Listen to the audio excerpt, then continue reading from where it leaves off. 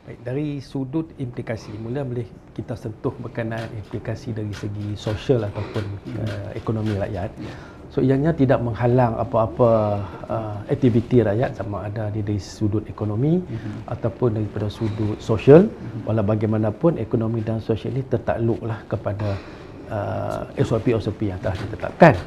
Dari sudut perundangan, ini kita maksud perundangan, contohnya dari segi perjalanan agensi kerajaan ataupun kerajaan itu sendiri, ianya Ordinan Darurat 2021 tidak menghalang kerajaan negeri sama ada Menteri Besar dan juga Majlis Mesyuarat Kerajaan Negeri untuk meneruskan aktiviti seperti biasa.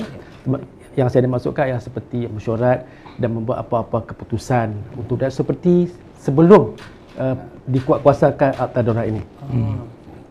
Jadi tiada ada apa-apa implikasi yang dari sudut perundangan macam mana yang dilakukan oleh sahabat saya tadi, cuma dari segi Dewan Undangan Negeri saja. Tak boleh bersidang melainkan kena kelulusan yang Di-Pertuan Agong setelah berbincang dengan Raja Negeri lah.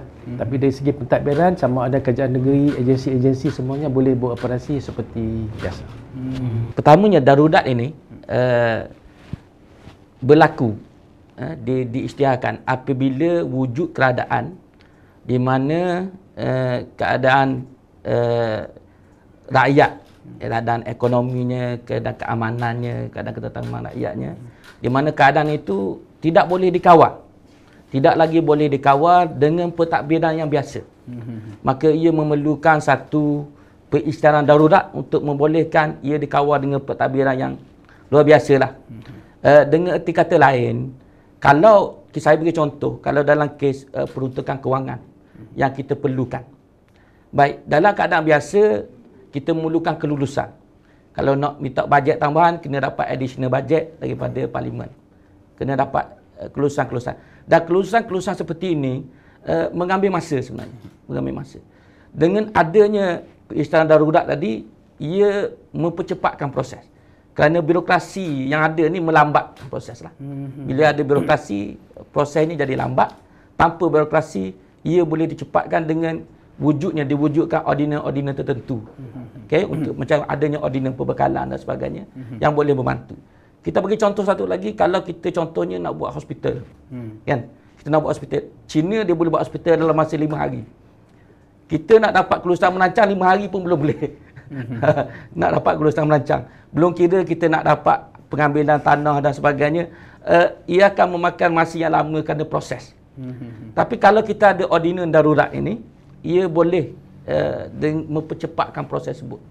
Kita mungkin boleh buat jugalah. Mungkin tidak dalam 5 hari, mungkin lebih lama sikit, tapi tidak perlu masa yang begitu lama yang mengikut proses yang biasa. Contohnya lagi penggunaan tenaga tentera. Baik, dalam keadaan biasa, untuk mengawal keamanan ni, tugas itu terletak pada tangan pihak polis. Kan? Jadi nak buat sekatan apa ke, semua tu di bawah tanggungjawab pihak polis. Tetapi dalam keadaan darurat, kerajaan boleh mengerahkan tentera untuk membantu tugas polis. Maka mereka boleh diberikan kuasa sebagaimana kuasa-kuasa polis. Jadi ini keadaan-keadaan ini memerlukan kepada kecepatan. Kita nak proses undang-undang pun, kalau nak melalui sidang Parlimen, ia akan makan masa. Parlimen bersidang 3 bulan sekali bersidang untuk satu kuasa undang-undang, memerlukan bacaan kali pertama, bacaan kedua dan bacaan ketiga.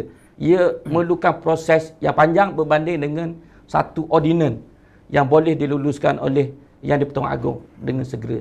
Jadi keperluan dalam keadaan COVID-19 ni, wujudnya keperluan untuk proses pelbagai perkara dengan cepat, sumber manusia, sumber kewangan, perlunya ia yang diproses dengan cepat.